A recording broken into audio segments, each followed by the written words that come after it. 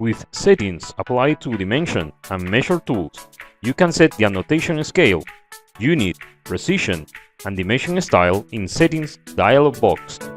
For example, if you set the scale to 1 and 10, then measure a distance with Distance tool, the measure result will be displayed by 10 times. Within Setting dialog box, you are able to change between the most standard drawing units according to your need. The units you change will affect both measure and dimension values. You can also apply precision digits for measurement and dimension values to be displayed.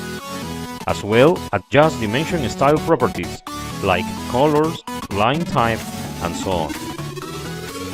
The settings give you the flexibility to adjust dimension and measurement properties applied to your drawing.